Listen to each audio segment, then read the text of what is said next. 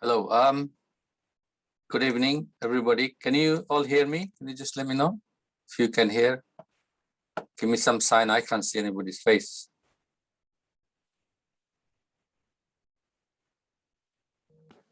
Yeah, I can hear it. Okay. Thank you, Peter. Sorry. My name is Mohammed Ahmedullah, and yeah, it's nice to have someone's face. Then hey, it's more easy to talk to rather than a blank screen, right? Now, my name is Mohammed Ahmedullah. I'm the speaker tonight. Thank you for joining. Hopefully more people will join, but we got to get on with the session tonight. I'm the secretary of Brick Lane Circle, and I have been involved with this organization for quite a while, developing and delivering historical projects. And one of our focus has been, the story of the East India Company. It's kind of so vast. We started with, the Bengal conquest and the links between East India Company in Bengal and so on.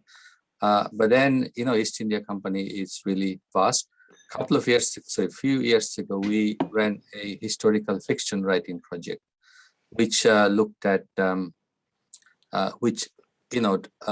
we recruited people from the community, and they went researching, interesting events and history, and then fictionalizing them, but then we found that there's so much rich materials in the archives, that people can explore, and fiction is one way of bringing out what happened in a nice, creative way, in an interesting way, and imaginative way. Because fiction also involves, undertaking a lot of research about the weather, about the conditions, and trying to understand the people a bit more, so you can develop nice characters, appropriate characters to that period, and so on.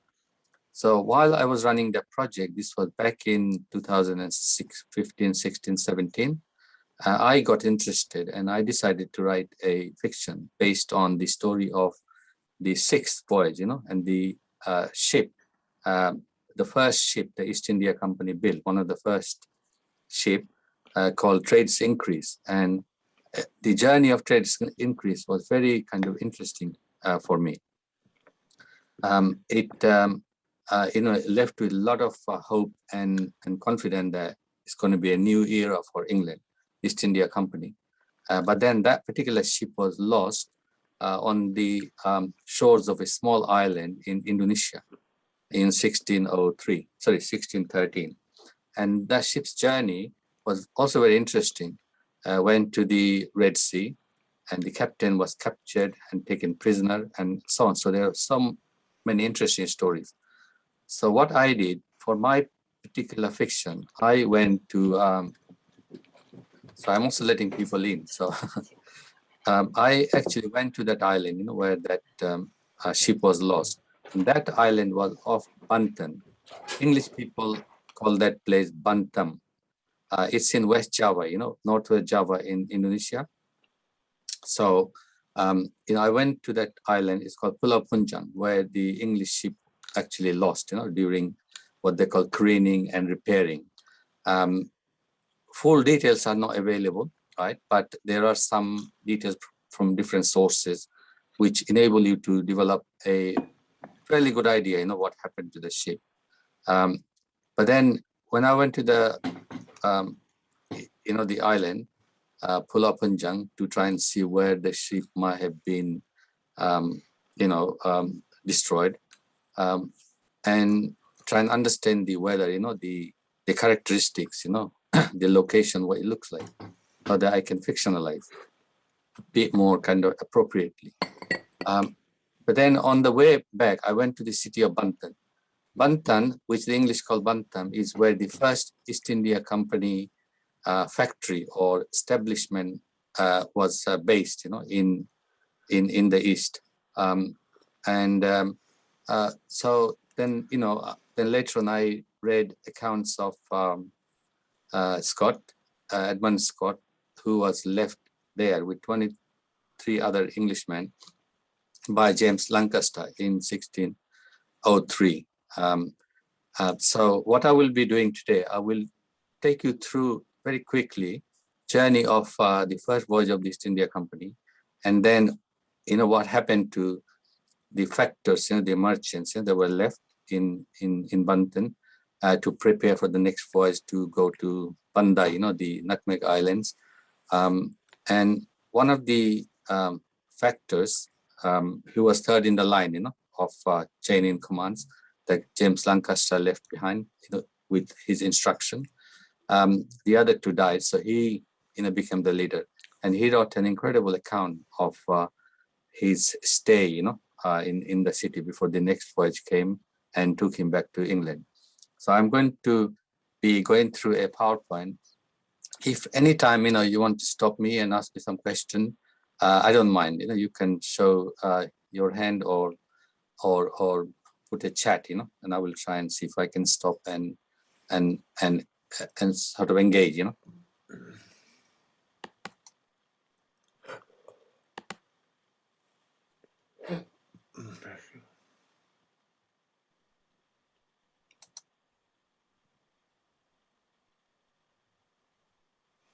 So I'm just getting the PowerPoint ready.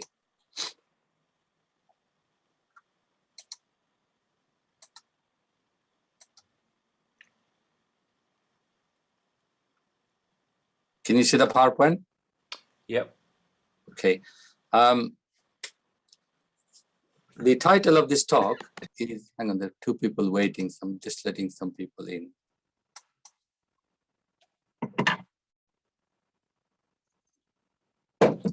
So the title of the presentation is what I call the scary encounters of an East India Company factor, a torturer in Banten. That was Scott. Torture because he actually describes how he tortured people, in Banten. And Scott was in Banten. Obviously, he went with the first journey of East India Company. They got there in 1602 December, but his account doesn't kind of start, before early 1603, and then he was picked up and left Banten in 1605.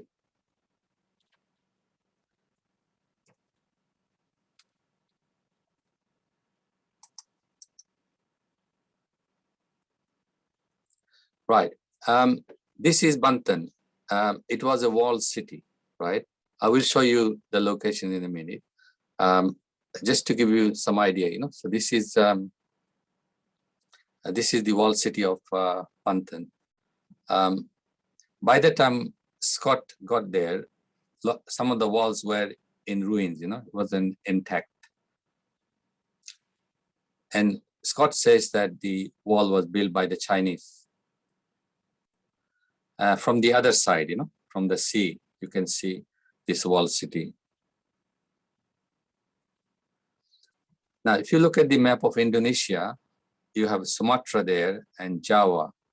And this is called Kalimantan or Borneo, and this is Sulawesi. This is the Spice Islands, over there, Ternate, Tidore, and then the Banda Nutmeg Islands is somewhere here. You can't even see it, it's so small.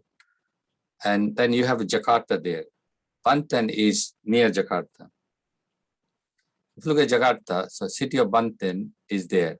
And the little dot, red one, is Pulau Punjang, the island that I was interested in, where the biggest ship ever built by then, merchant ship by England, was lost in the shores of that small island. And this is the city of Banten. And this is the island. Now, the voyage of the first East India Company voyage started during the just before Queen Elizabeth died. In 1600, she gave a charter to East India Company, giving East India Company monopoly, to trade in the east, east of Cape of Good Hope. So the English, this company is the only company that could trade legally, English company in the East. And this was in response to request by Merchant of London, to grant a charter so they can go and trade. A lot of the merchants, had experience trading in the Mediterranean, but they were really eager to go to the East because the Dutch just came back, with their first successful voyage, and they brought back a lot of spices back to England, in the Netherlands. And the English were worried that the Dutch were going to establish a monopoly. The Portuguese were already, bringing spice back for nearly 100 years from that part of the wall. But then they were selling, in Lisbon and so on. But the Dutch bringing back was also a problem for the Portuguese. But the English didn't want to be kind of, suffer like the consequences of Dutch monopoly in these all kinds of implications, including, the prices and cost of spices and so on. So the English merchant got together quickly, and then they requested a charter, and Queen Elizabeth gave, and James Lancaster was chosen, to lead the first fleet of East India Company into Asia. One other background to this is that this was the time when England was really developing its confidence, right? Because you had, Francis Drake in the late 1570s circumnavigating the world, going to the Spice Island as well on his way back, in Ternate, and bringing some spice back, but mostly looted Spanish gold from the other side, the Pacific side of, Spanish America. And then soon after, you had the Spanish Armada, and England's victory gave England a lot of confidence. And also England victory, the news of it also spread in Asia. And when the English fleet first arrived in Asia, the Sultan of Aceh, couldn't wait to meet an Englishman. This is what has been kind of written.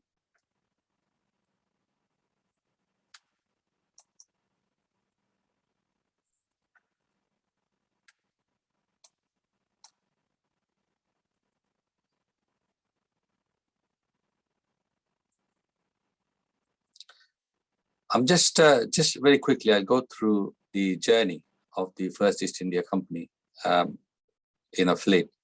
So 5 ships left London on 13th of February, but then the wind, they experienced bad wind, so they had to stay for another 2 months or so before 2nd of April, they finally left England, from Torbay. And it took them about 7 months, right, to get to South Africa, Cape of Good Hope, present-day South Africa.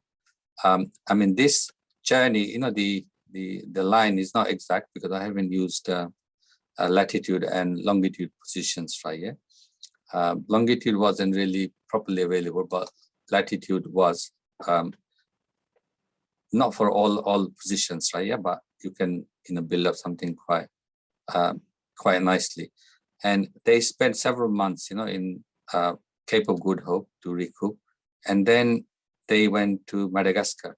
By the time they went to Madagascar in Antongil Bay, they also started to experience scurvy and deaths. And before they got to South Africa, about 105 seamen died, mainly from scurvy. Anyway, they stayed several months in Antongil Bay, and they headed for Indonesian city of Aceh.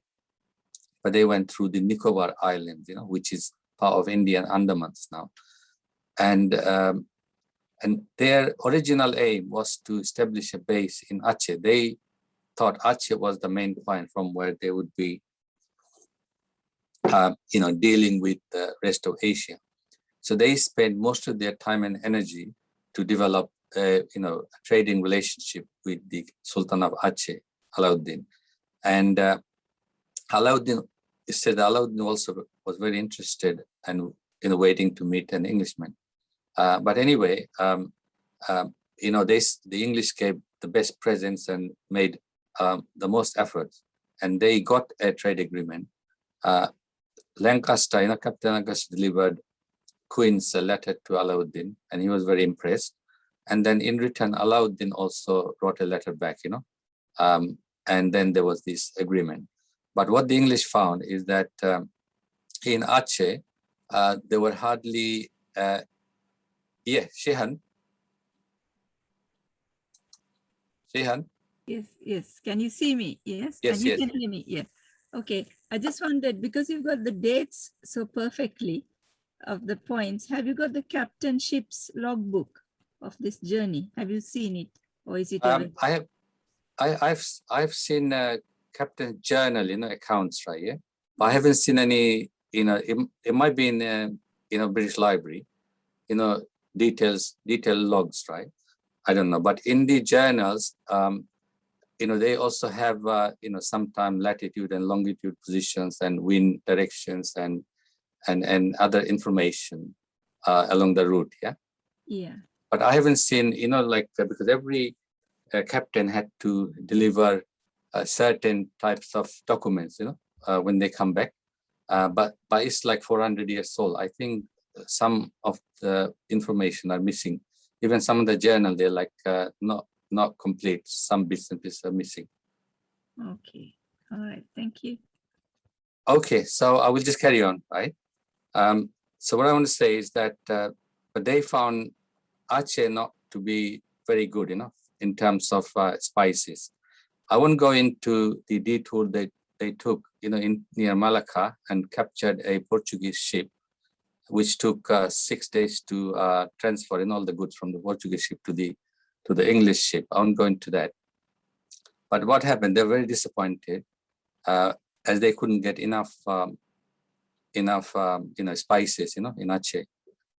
So then one ship was sent to Pariaman, and then 2 ships were completed, and then they with spices, and then they were sent back to England.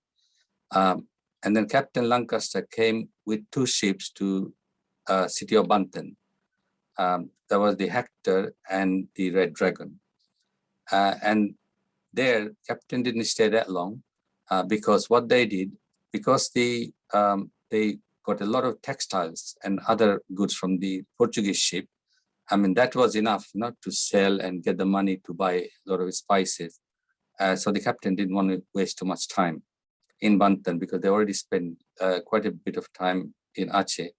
So in Banten, within a very short time, they arrived in December, and by February they filled up their ship, 2 ships, and then on 21st of February, 2 ships left for England. So they went back to England, and they left 23 people, some merchants and some factors and some seamen, and Captain Lancaster, the general, the person in charge, he left a clear written instruction to each group of people in there, because he divided some people, because some people were instructed to go to the Spice Islands to buy spices with a smaller ship, which they call Pinash.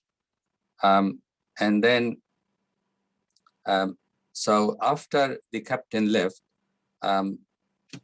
with 2 ships, the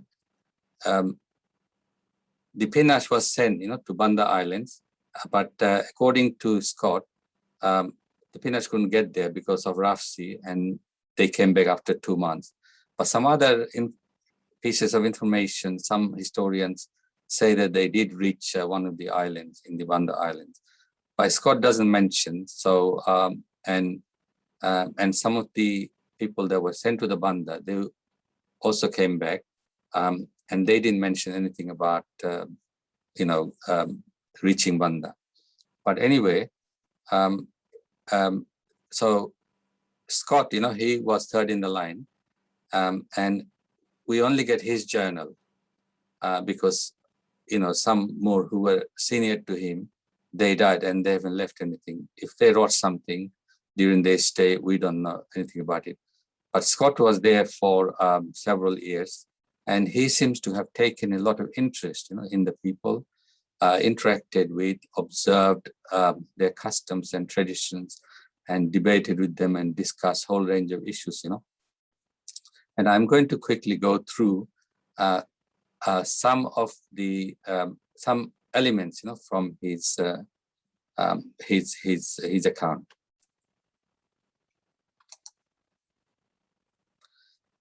This is just some pictures here of Banten area, the sea around near Banten. East India Company ships, would have gone past this. Definitely, this was the route. And yeah, this is Pulau Punjang, the small island I was telling you about, where the trades increased. The largest ship got destroyed in 1613. Right, just a little bit about Banten, before I talk about Scott's account. As you can see, this, who originally Banten was controlled. So this was controlled by the Hindu Pajajaran kingdom. So this was their kind of area, territory that they controlled, and their capital was the Pakuan. Yeah, it was their capital, Pakuan. And Banten was a small, like a port, important, trading port. So was Kalapa. Kalapa is Jakarta. And in 1527, some Muslim from Demak area, right? Sultan, who became Sultan, Hasanuddin, he came with a force and they captured both of this area, right? Now, Hasanuddin's father was already there, preaching.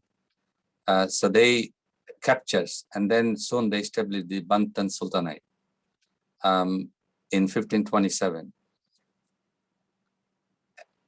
And then they, when and the Sultan went to Lampung, that area, to make sure that they come under his control, because this area was used a lot to grow pepper. The pepper that used to come to Banten. Pepper was the main kind of trading item. So people used to come from many places to buy pepper, Portuguese, the Chinese, and so on. And in this port, Javanese people used to also bring nutmegs, and cloves from the Spice Islands. So it became very kind of prosperous, during the time of Sultan Hasanuddin. And he ruled from around, say, 1527 to, I think, 1570, around that time, I think. Don't remember the exact date. But then later on, he kind of, shared sovereignty, with his son, Maulana Yusuf. So they kind of jointly, control this. And in 1550, the Sultan of Demak died during a war. And then they kind of became independent. Before, they were vassal state of Sultan of Demak. And then around 1570, around that time, they went in, or 1575, I don't remember the exact date, they went and finally conquered Pakuan. And after that, all this became part of the Sultan Banten Sultanate. And the Hindu kingdom was completely, wiped out from there.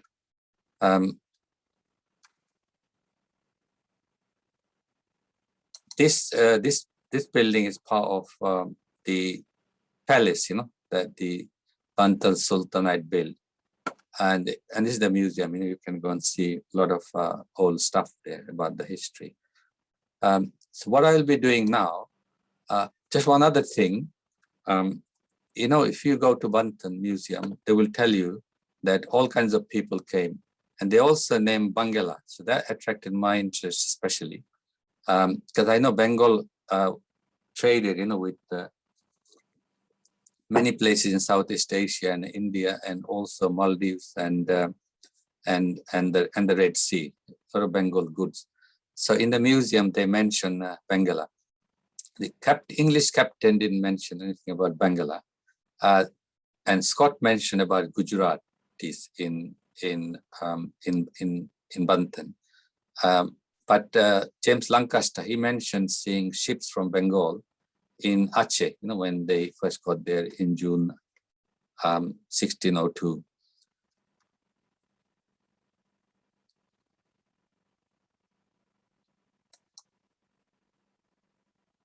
As I mentioned before, Captain Lancaster, before he left, he he gave, precise instruction what they should do, and left areas of flexibility. And he established chain of commands, which I thought very important, right? Yeah? And they followed, the chain of command. Within a very short time, people started to die.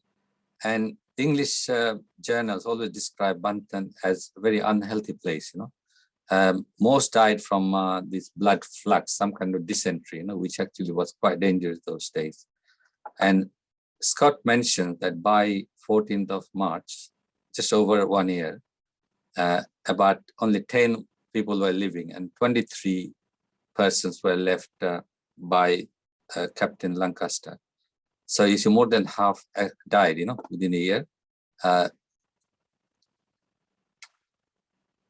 And by the time Captain Lancaster, left Banten, he already, met the king. King was about 7 years old that time, and established an agreement through his regent, and also got the king to give them, the English, 2 houses and some space, some piece of land.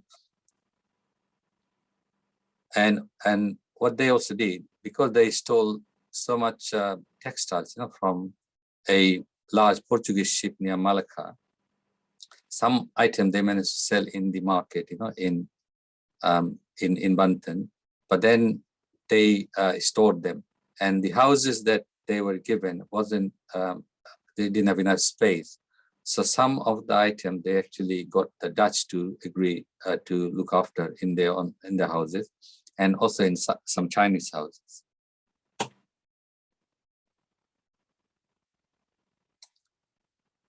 I already mentioned about the Sultan of Banten and Pajajaran kingdom. What I will do now, I will just say a little bit about what Scott said, about the town of Banten.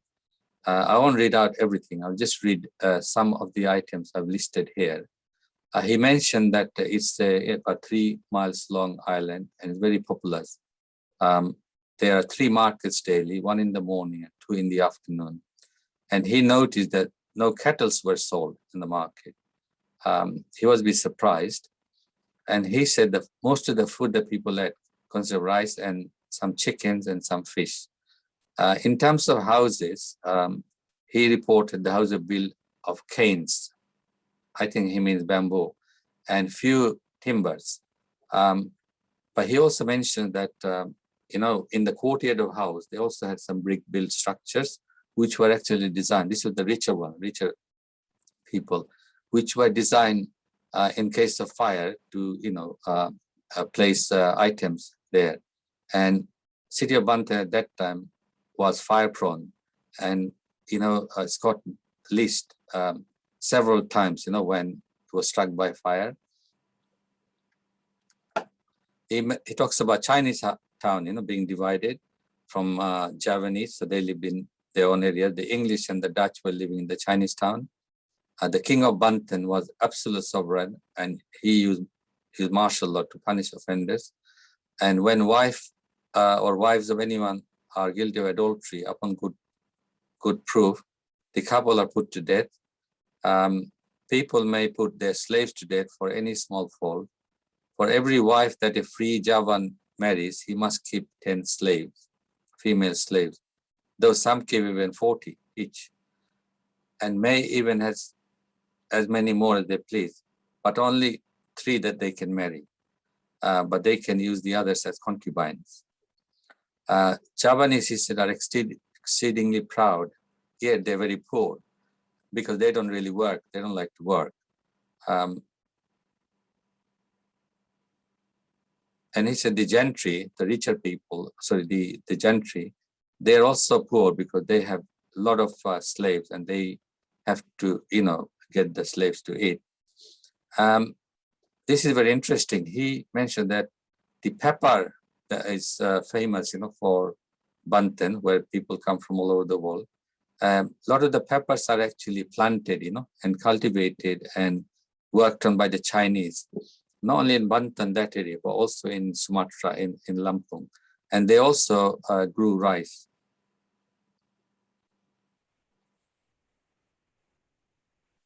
what he also said is the Chinese were absorbing all the wealth of the land by the industry from the indolent and idle Javanese. He mentioned the Javanese are a bloodthirsty race, yet seldom, fight face to face. They keep a dagger, called kris, about 2 feet long. And in their wars, they use pikes and darts and targets. And of late, some have, learned to use firearms, but they're not good at it. In terms of attires, right, he said that the better sort, wear tuque or turban on their heads and a fine piece of painted calico around their loins, all the rest of their bodies being naked. They sometimes wear a close coat like a mandilion made of cloth, camlet velvet, or some other silk. In terms of common people, he said common people have a flat cap of velvet, taffeta, or calico on their heads, cut out in many pieces and neatly sewed together. About their loins, they wrap a piece of calico, made it clean, put on like a girdle, but at least a yard broad, being mostly of 2 colors. They said most of the clothes come from somewhere else, but the Javanese, they can weave, but then they don't do much weaving because they are kind of lazy. The men, for most of the part, wear their hair, which is very thick and curly, and in which they take great pride and often go bareheaded to show their hair. Women go all bareheaded, many of them having their hair tucked up like a cart horse, but the better sort tuck it up like our ridings. The women always have a piece of fine calico of their country fashion thrown over their shoulders, with the ends hanging down loose. And both men and women, about their loins, men and women wear the same stuff.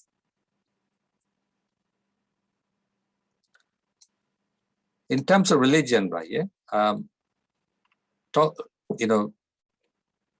Scott engages with both Muslims and the Chinese about religious issues, right? He said that most people are religious, but they don't go to mosque, church. He means mosque. They acknowledge that Jesus is a prophet, which is a Muslim belief, call him Nabi Isa, right? Common people have very little, knowledge of religion, just like most other countries. But they think, God is good, will protect them from bad thing. One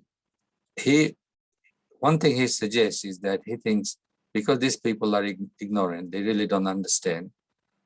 If, Christians were to go there, learn Christians, then they might, with good knowledge, then they might be able to help spread the Christian faith and civilize the people. And many of the people told him that they found Christian laws to be good, based on what he told them, through their interaction. But they didn't like the idea that, you cannot have more than one wife.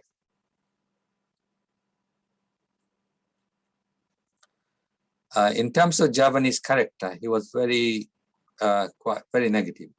He painted Javanese people and Chinese people in very bad light. What I've read subsequently in some materials is that his accounts actually influenced how English people developed stereotypes, about Eastern people, about Chinese people. He said the better sort of Javanese who are in authority are great takers of bribe. And all of them are, untrustable. They don't pay back, the loans that they take. But their laws about that is very strict. If somebody cannot pay, then you can even take their wives and children as slaves and sell them if necessary.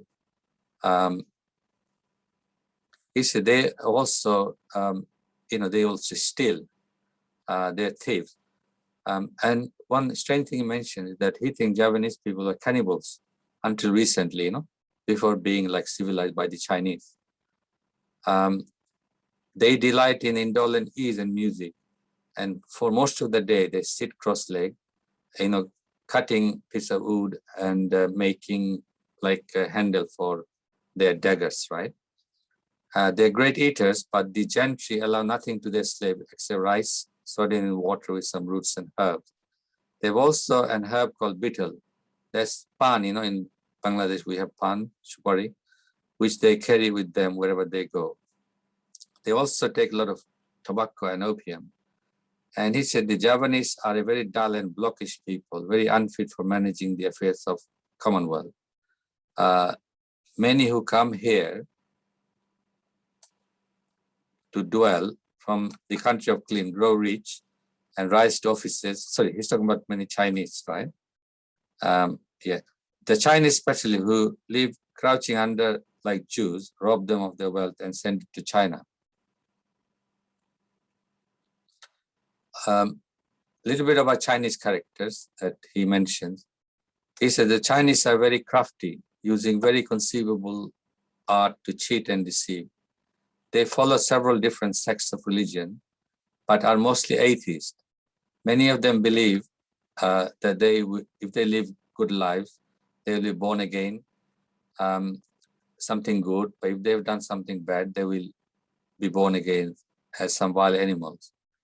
The Chinese, they engaged in a lot of singing and drama and stage plays, and they are linked to ships arriving and departing from China and departing for China.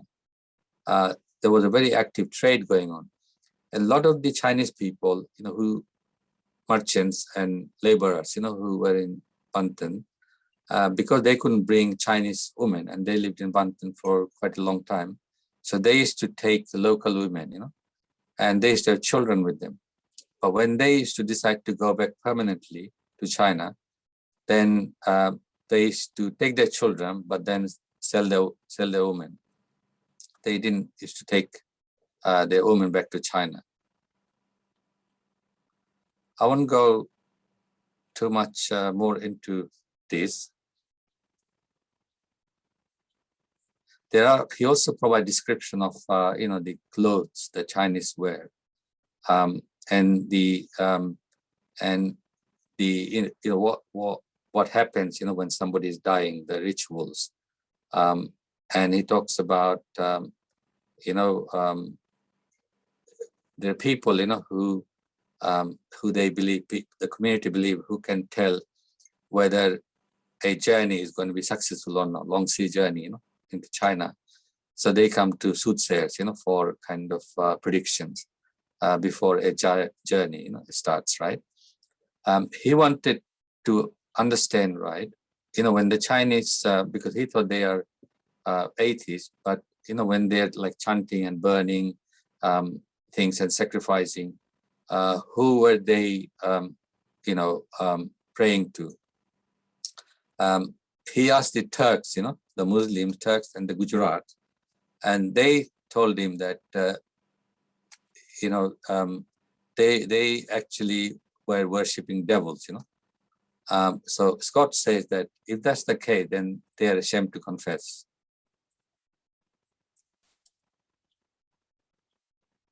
The other thing he mentioned is that, when a Chinese comes to, Chinese are not allowed to cut their hair. So when they, come to Banten or leave China, if any of them cut their hair, they cannot go back home. But their children can go if they haven't cut their hair.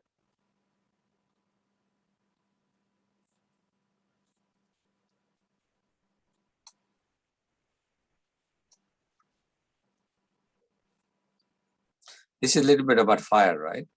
Now, one of the dangers, right, that Scott talks about is this constant fear of fire. And I'm just going to go through some of the fire that he lists in his journal. He said, and then he found the people in Banten very hostile, the Javanese, especially towards the English people. He discovered a little bit later why, and he tried to do something about it, which I will mention in a minute. But he says soon after, their pinners, little ship went to Banda, the locals started to fire at them, with fire arrows and fire darts. But luckily, they missed their house. He mentioned that in March 21, 1603, a Chinese captain fired a cannon by mistake, and that set a large fire in the town, which damaged, some houses where their goods were also stored, both Dutch and Chinese houses. And the English were fearful, the villains, they say, were always around their house, and they thought ready to set fire and kill them.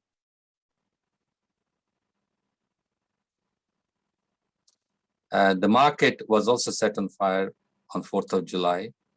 Then the town was fired again on 27th. And then later on, a fight broke out between the Chinese, and the Hollanders. And that time the Chinese kind of were on top, and more Hollanders suffered. And then the other thing he mentioned is that a group of people came from Lampung. And the idea was that, the incentive for them was that if they can take a head, Javanese head from Banten, then the king of Lampung used to give them a woman. So a large number of people came from Lampung and murdered a lot of local people, to take their heads back to the king. But some of the Lampung people also dug up dead people because they couldn't kill, and in order to, take the heads to the king. And that created a lot of fear, within the town. I will just read a little section from his account. He said, by our continual alarms and the grievous outcries of men and women and children who were nightly murdered around us, our men so wrought upon, even when in their sleep they dream of pursuing the Javans and would suddenly start out of bed, catch their weapons, and even wound each other before those who had the watch caught them. But yet we durst not remove their weapons, lest they should be instantly wanted, of which we were in constant dread. So the English were, really afraid, and they were sleeping, with their weapons, and little noise, and little cry would wake them up. And sometimes they would dream that something bad was happening or was about to happen. He said, because they were so terrified, that's why this was kind of happening to the English. The picture that he gives, of Java. So on the one hand, you have fire. Some of them are deliberately started, and some of them are accidental. But there were a lot of fire. So fire was a constant danger. And then Javanese people were trying to steal, burn their place and steal from them and murder.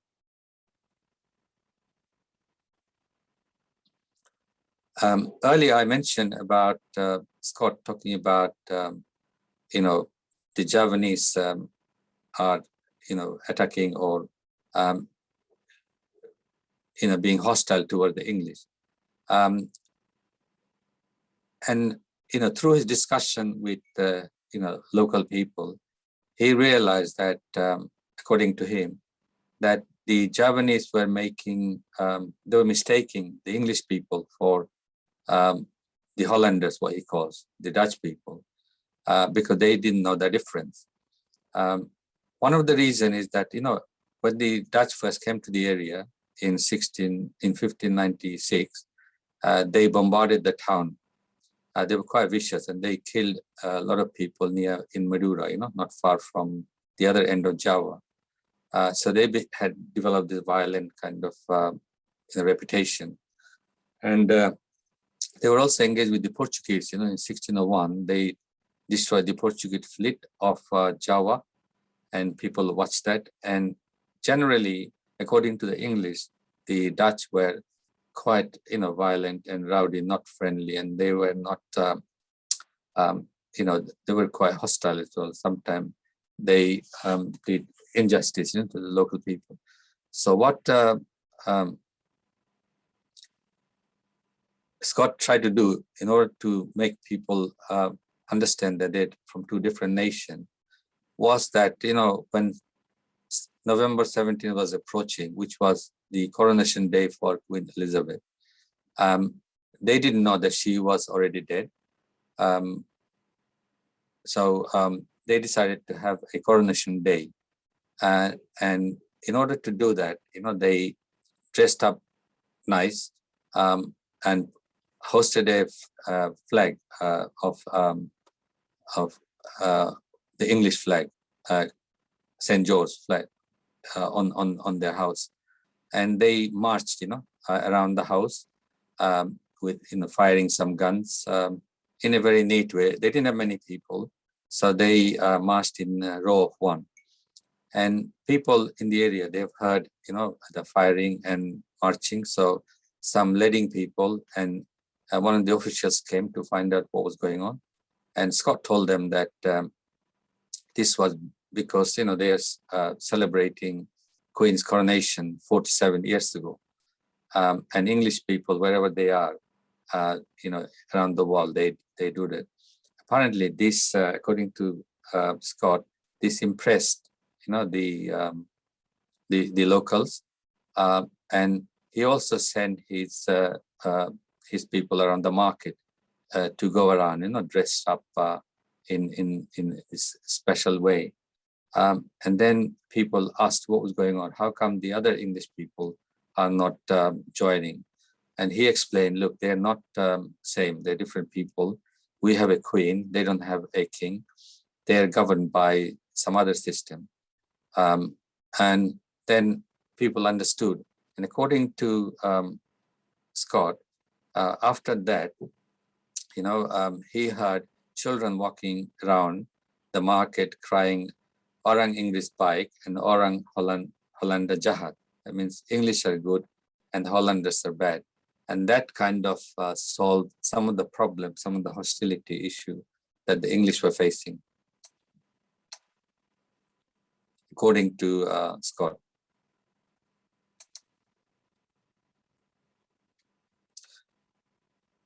This is the last bit that I will talk about today, because this is one of the themes that comes up, in various kind of literature when they are talking about Scott's account.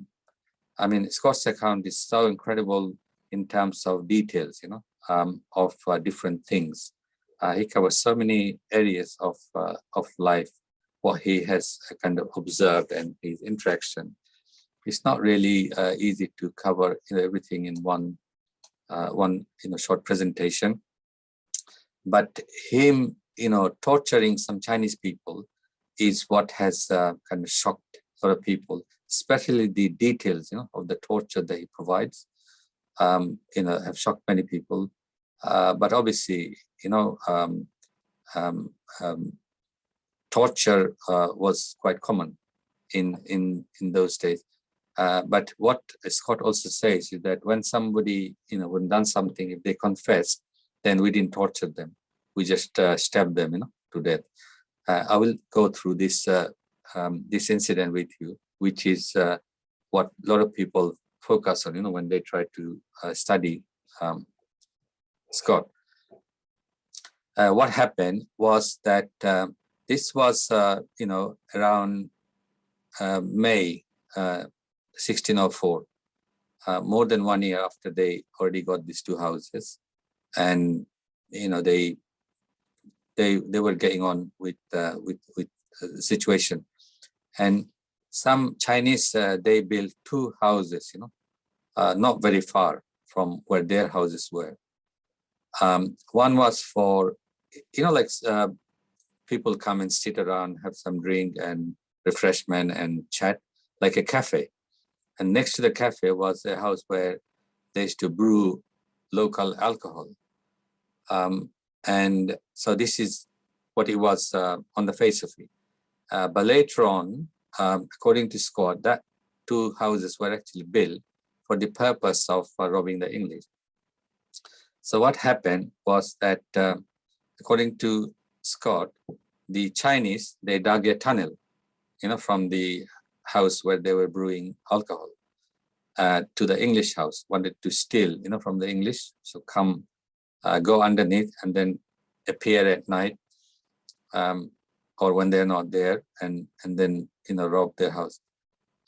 So when the Chinese, they managed to get to the English house through the tunnel, but then they found there was some timber, on the floor, like a timber, like, lino kind of thing. So they couldn't actually go up. But then they didn't want to, try to cut the timber because that would make a lot of noise. So they waited 2 months, according to Scott, before, they came up with another plan. One of the Chinese suggested that they will light a fire and they will burn through the timber. And then they will go and rob. Well, Scott was saying these people are stupid. If they dug a little bit further up, then they could have got hold of all the money that we stuck, on the ground. But then that was it. So what happened, according to Scott, is that one of the Chinese men set a little fire, in order to burn part of the timber that was preventing them, from going into the room. But then that fire, spread quickly. And then, one of his guard actually smelled fire, but they couldn't find where the fire was coming from initially. But when they found the fire was coming from the warehouse, smoke, then they went inside the warehouse and they found that, it was quite bad. And they also had gunpowder, in the same building. So they took everything out with the help of some other locals. And at first they didn't know how the fire was started, So they were speculating. But then one Dutch guy who had a Chinese guy working with him told the Dutch guy that it was done by next door, through tunneling. And then the Dutch guy told the English guy who was there, and the English guy came quickly and told Scott. Then Scott took a couple of his men, went to the Chinese house, and then two of the occupants fled, but he managed to capture some.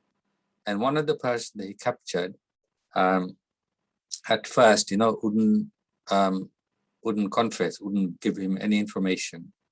But later on, he was threatened, with the torture, with burning him with the hot iron and things like that. Then he managed to get some information out of him. But after that, he sent him for execution and he was killed.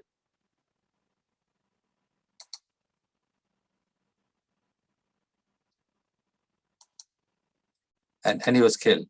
But then the next day, the local admiral, he found one of the person who was involved and he brought him to Scott. He confessed some information to the admiral, but wouldn't tell much, to the English, to the Scott. So I will just read this piece to you. This is the horrifying bit that people talk about. So what Scott says is that because of his obstinacy and that he set our house on fire, I caused him to be burned by means of sharp irons thrust under the nails of his thumb, fingers and toes, and the nails to be torn off. And because he never flinched, we thought his hands and feet had been benumbed with tying. Wherefore we burnt him in other parts, as the hands, arms, shoulders, and neck. But even this had no effect. We then burnt him quite through the hands, and tore out the flesh and sinews with rasps, causing his shins to be knocked with hot searing irons. I then caused cold iron skews to be screwed into the bones of his arm, and suddenly snatched out, and to break all the bones of his fingers and toes with pincers. Yet for all this he never shed a tear, neither one turned his head aside. nor stirred hand for food. But when we asked a question, he put his tongue between his teeth and strike his chin on his knees to bite it off. After using the utmost extremity of torture in vain, I made him be again laid fast in irons.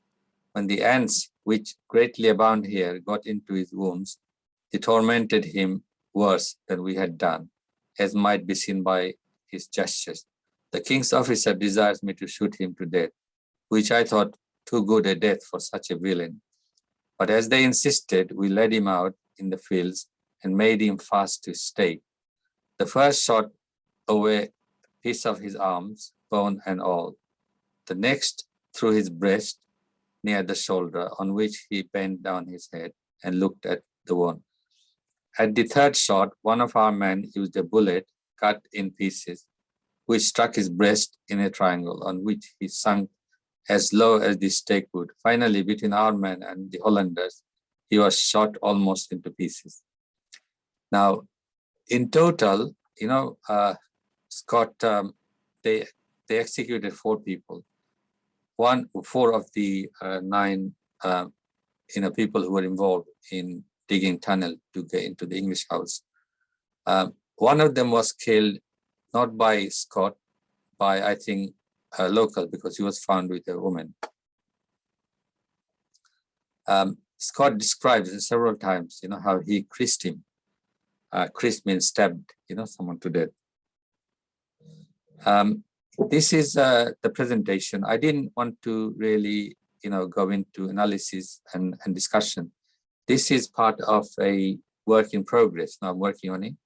I thought, if I share with people, this will help me with my kind of research, and feedback and discussion with people. I hope you will engage with me and ask me questions and comment and share anything that you might want.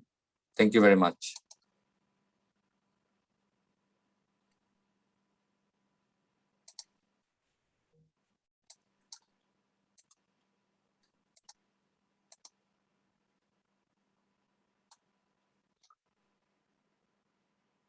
Yes, Shihan. Yes, thank you. Very interesting. I can't hear you. It's not very loud, Oh, now can you hear me better? It's okay. I put my volume up. Okay. Yeah. The route that the ship took, and it went to Antongil Bay, Madagascar, Cape Town, Madagascar. Is that do you know whether that's a typical route to go to that side of the east side of Madagascar? No, most of the East India Company ships from that early period, right? They went in between, Madagascar and the African mainland. Yeah. Right. At first, I thought, that fleet also went that way, When I was looking carefully in the journal, their positions and the direction and what they said they saw, right? Then I sort of think that they went from the other side, from the eastern side of Madagascar to Antongil Bay. It's kind of my judgment, Not the journal that I've read don't give many, readings of latitude and longitude, but they do give latitude, longitude positions of the first island, that they went to before Antongil Bay, just below the bay. The island is, I think, called St. Mary's or something, right? Forgot the name. So they give latitude, longitude position of that, and they approach that from the south. So in that way, unless they came down and went up again, then it makes more sense that they came in their direction. But most of the other ships went in between, the mainland and Madagascar. Yeah, because I looked at a ship in the maybe 100 years after. It went the other way. It started the other way, as you say, on the other coast of Madagascar. And it was engaged in slaving and spent a few months in Madagascar, and then went on to the other side. So I just wondered, did they pick up any slaves I mean, when they lost Africans, or did they pick up free African sailors? Or No, that time, that time the East India Company wasn't looking for slaves, right? Whereas, other companies that are taking slaves to West Indies, in Americas, that was different. East India Company came to Madagascar. So what happened? I don't think, Antongil Bay was one of the destinations that they planned to go, right? But what happened? The first journey from London to Cape took them about 7 months, right? And especially, when they were near the equator, then they start losing people from scurvy. And also they go into what they call doldrums, like fits kind of thing. no, not enough wind, and sometimes sudden rain and storm. But they, so they're stuck for about a month or so. Then the wind comes and then takes them, right? So when they got to South Africa, present South Africa, they were there for about 2 months, resting, because they already lost 105 men by then. And the whole expedition, 4 ships were left. One was victual ship, which they discarded just before they came to South Africa, right? So 105 out of 480 people already dead. And when they started from, Cape going towards the east, soon they started again experiencing scurvy. So I think it was second in command, John Middleton, who was in the Hector. He suggested that we go there and get some lemons, and oranges and some fresh supplies. So again, they were in, island of Mayo for a while. Then they went to Antongil Bay, and I don't remember the dates now. They were there probably for about 2 months. I just wondered, when they lost so many people in the ship before they came to the Cape, or when they came to the Cape, how did they go further? Did they replenish? Did they take in more, or did they go with the few people they had? I think, because they lost about 105 out of 480, then they lost some more, going towards Madagascar, before they got to Antongil Bay. But while they were in Antongil Bay, they also lost some more. Even one of the commanders died from friendly fire, right? It was a mistaken fire. Several people died there, right? But they still had sufficient number of men. In the first voyage, right, I didn't read, and some of the journals are incomplete, right? And some information, some are missing as well. So, I don't have full details, of whether they picked up any people from, anywhere. But I know in the second voyage, when Captain Middleton led the second voyage, same 4 ships, his people started, some died, from here to South Africa. A lot of his ships' deaths came when he went from Banten toward the Spice Islands. That's when most of the death occurred. If you read the journals, they will tell you nearly every day he gives a name, 3 name, 5 name, 8 people dead. So people kept on dying. So during that voyage, on the way back, they did pick up some Chinese and some Indians, from Banten. So the first, but then there were 2 ships, that time. So the first 2 ships that they sent back, one of them were lost en route, Susan. And then the 2 ships that came back from the Spice Island to Banten, they needed additional men. They just didn't have enough. There's too many English people were dead. So they picked up Chinese and some Indians, So this was like 1605. So first Indians and Chinese that came with East India Company ships into England would have been from Banten, 1605, arriving in London, May 1606. And one of the Indians, actually the Captain Middleton picked up from Banten who helped him navigate into the Spice Island. He was a Gujarati. They mentioned that he's Gujarati. And when did they finish the British, the factory? When did they close? Which one? In Banten? The finally, it was closed in 1682, right? Actually, the Dutch kicked them out, right? Yeah. Yeah. 1682, right? But in between, right? I think for a few years, the factory, sorry, I'm talking about the headquarters of the whole, East India Company presence, in the East. But the Banten one was closed in 1682. Okay. So after that, they would have no reason to go to Java. No, I think, I don't know, I haven't done much studies, so I don't really know what happened. But no, they were trading. They didn't have factory in Banten, but my understanding is that they had, traders, different places around the Indonesian archipelago. But I don't have detailed knowledge of any of that. Okay, thank you. Ahmedullah bhai, thank you very much. This is Devika speaking for your presentation. I hate Scott. He's a horrible man, and his contracted and unexpanded mind and judgments are just foreshadowed with what Azim Rafiq has said today at Yorkshire Cricket Club. They're very similar. There's no difference. His ancestors live on. And I cannot understand why the young Javanese children were saying English good, Dutch bad, Hollanders bad, because they're equally bad.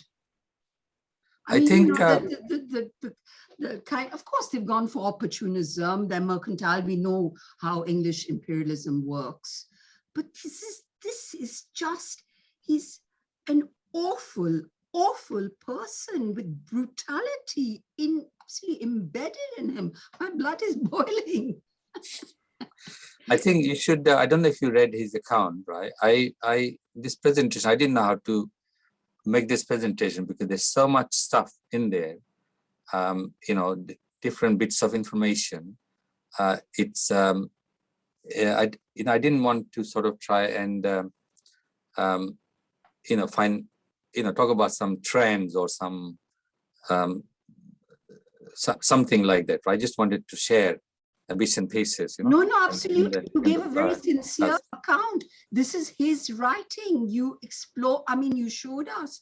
But I'm just saying what he's written about the torturing of the Chinese, and good for the Chinese that they went for them. And he mentioned that the Chinese have the worst singing voice in the world. That's fine.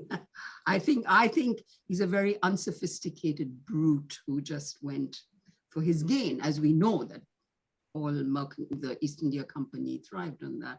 But anyway, it's fascinating and horrific. The sad thing is, what I read, that piece of writing was very influential, in forming people's views and helping to stereotype about Easterners, especially Chinese, in the 17th and 18th century. No, Ahmedullah bhai, it's not just the Chinese, it's the other. That's what I'm saying. It remains today. It's that stereotyping remains absolutely today. And we've lived and worked in this country. We know. Come on. But one thing fascinating for me, right, is I don't think there's any other account of Banten, from that time, where he provides details, about people's clothing, what kind of things are sold in the market. Those are interesting. Right? Points. Yeah. These are like information that you don't get from anywhere. When you pass a judgment, about them, that's a kind of different thing. I'm only talking about that judgment. I'm saying how unsophisticated and uncivilized, brutish, his mentality is, and it lives on today. It hasn't changed much, and that's the sad part. But he also contradicts, sometimes. He, for example, he talks about how bad Java is, how sort of villainous, these people are, untrustworthy, and trying to kill them or rob them, setting them And on he's fire. a lovely, innocent, wonderful, pure gentleman. But then he also says, right, that at first it was like that, but things are much better now. It wasn't even a long time after, right? But also, the context was, there was a lot of problem in that part of the world at that time because the king was very small. He was 7 years old, and his father died when the Dutch just arrived, and he was an infant king, and the Dutch bombarded the town in 1596. And there were succession issues as well, within the dynastic families. I'm sure, yeah, those details are interesting, yeah. Clothing and succession, yeah, but his behavior and actions were abominable. Any people want to ask me something or contribute?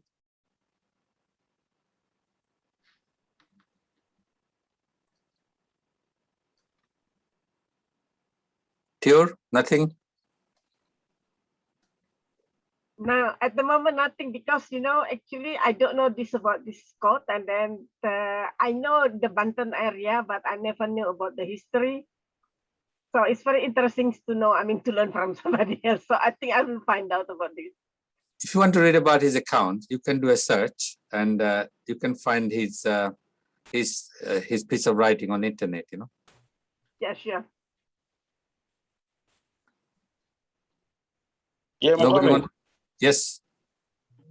Yes, it's a really very interesting topic. Going on this, what Scott did, I think it's just really very typical of those expeditions around that time. So it wasn't really a surprise, in terms of the brutality and he visited on the local. So yeah, I'm not really that surprised. It's just sort of really par for the course in those days, I have to say.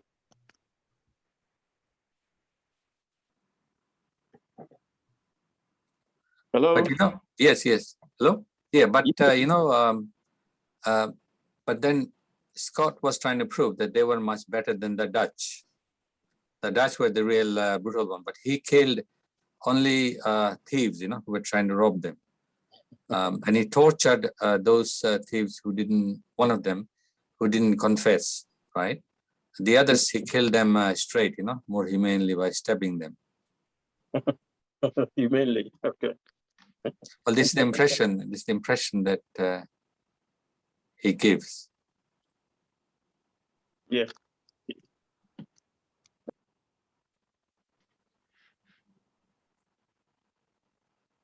Did the Dutch not fight back? Did they not, when he was trying to put them down, obviously, did they not fight back? No, there were conflict, between the Dutch and the English throughout. And there were fist fighting, there were even, violence, right? During that time, even afterwards, for a long time. But, later on, the Dutch tried to actually prevent the English from establishing that part of the world. And there were also some small battles were fought. And the Dutch became like too powerful. They sent more. I was looking at a study, right? I looked at for about, say, 12, 15 years of the English and the Dutch, arriving in Asia. I found that, in the same period, Dutch sent about 83 ships, into the Spice Island, not Banten, more to Banten. I was just focusing on Spice Island.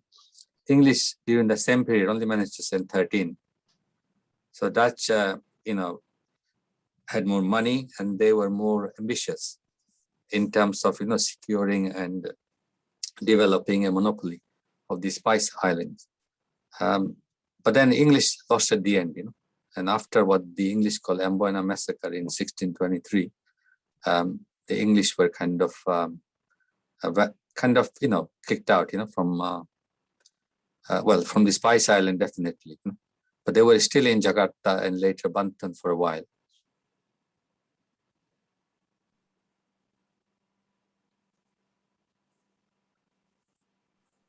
I just wondered what happened to the pepper in Cochin at this same time.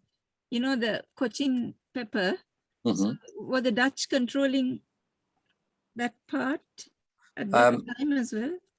I don't believe, no, even Dutch didn't have monopoly of, Banten that time, right? Because Banten Sultan was quite powerful. I mean, Sultanate, the Sultan was, and the Aceh, Sultan of Aceh was also very powerful. So what the Dutch did, they went and attacked the Portuguese, first I think the first battle with the Portuguese, if I remember correctly, was outside Banten Harbor, in 1601. Then this was not by Vogue, it was before Vogue was established. The first mission after Vogue was established arrived in Banten in 1603, and Scott mentioned that fleet, that came to Banten. It was a kind of similar time as the second voyage of the East India Company arrived. And then the Dutch, the English got to Ambon just a day before the Dutch. But the Dutch came to conquer, according to the English. So they attacked the Portuguese and took over Ambon in 1605, I think February or something like that. And then they went and took over the Portuguese Tidore Island, the Club Islands. And the English then went to Banda for the first time, Banda Island. But then the Dutch tried to prevent the locals from selling nutmeg to the English. But English did manage to get some, but they didn't have like a free hand because the Dutch were already there in a bigger force. In terms of pepper, right? Yeah, pepper, I know the Malabar coast of India also had a lot of pepper. But I think initially they didn't want to go there because, they have this law or understanding in the Christian world that don't disturb, where European presence is already established, like the Portuguese and the Spanish. So initially, especially the English, right, were trying to go to places which was not already controlled by the Portuguese. But obviously the Dutch came because of the Spanish thing and the Iberian Union. They found excuse to attack the Portuguese and trying to kind of replace. But the pepper monopoly, right, was even in Indonesian island, because it was so big, pepper monopoly wasn't, I don't even know if it was ever established, but nutmeg and cloves monopoly was established by the Dutch. Okay.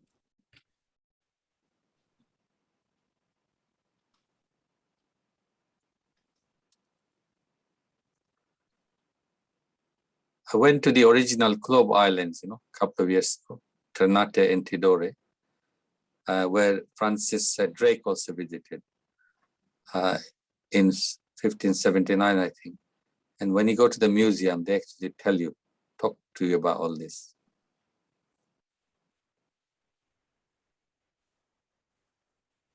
Sometimes it's so mind-boggling, how far those places are. And people had this ambition and they could navigate, all the way there and wage war and build forts and try and establish monopoly. It's sort of kind of very surprising for someone like me who doesn't understand how this thing actually worked, how ambitious people can spend like 1 year, nearly 1 year to get to their destination. But also how much they were willing to sacrifice, ordinary people, they just died like anything, but this was nothing for investors because they still made money.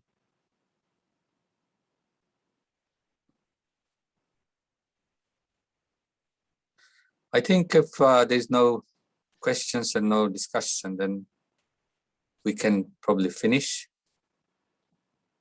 I was intending to finish in 7:30. Would anybody like to say something before we finish? Naomi?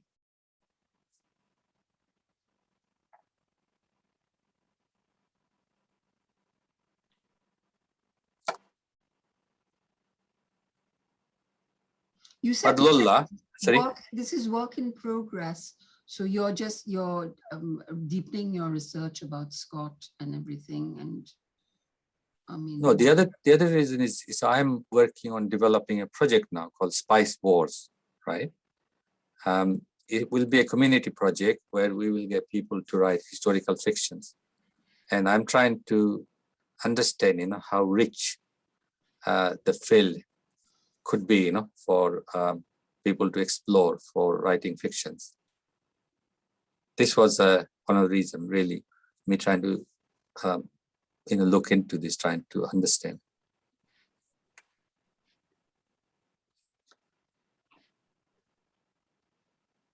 Sorry, is the Captain Lancaster's book on the internet, did you say? Yeah, Captain Lancaster's, right? Yeah. The journal was not written by him.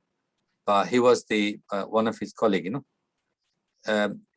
he would have also written a journal that's probably lost or something. I don't know, because most captains were instructed, and others on board to write, detailed journal and submit when they come back to London.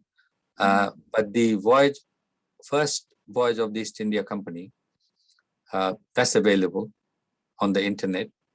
Captain Lancaster, just for your information, he was also the first Englishman to successfully, navigate his way to Indian Ocean up to Malaysia, Malacca. This was in the 1591, I think. But he couldn't come back, with his ships back to England.